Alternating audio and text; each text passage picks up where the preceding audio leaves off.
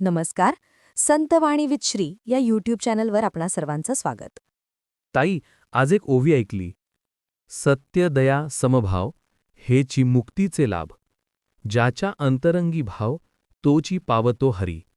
याचा अर्थ काय? ही ओवी साधी आहे, पण आयुष्य बदलून टाकणारी. या 3 गोष्टी सांगितल्यात: सत्य, दया आणि समभाव. ज्याच्याकडे हे 3 गुण आहेत, तो माणूस इथेच मुक्त होतो. सत्य म्हणजे खोटं न बोलणं एवढंच का?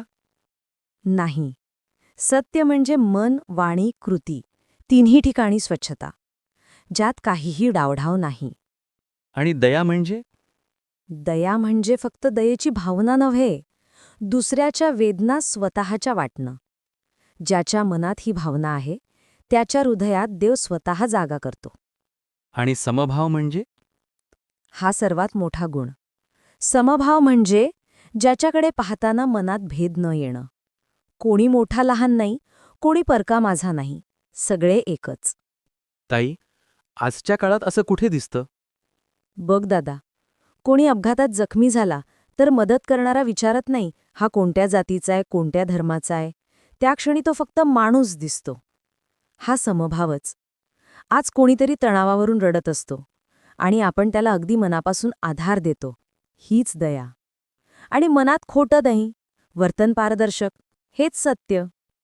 ही तीनही भावनाच हरीचा मार्ग आहेत. ताई, म्हणजे ज्याच्या अंतःकरणात हे गुण आहेत, तोच देवापर्यंत पोहोचतो? हो. खरं तर देवाकडे जायचं नाही. असे गुण आले की देवच आपल्याकडे येतो. ताई, हे गुण मनात आले की खराच जगणंच मुक्त होतं. बरोबर. असेच अजून संतविचार, ओव्या आणि आध्यात्मिक रत्न माझ्या यूट्यूब चॅनलवर पूर्ण व्हिडिओमध्ये बघा. लाईक, शेअर आणि सबस्क्राईब करायला विसरू नका.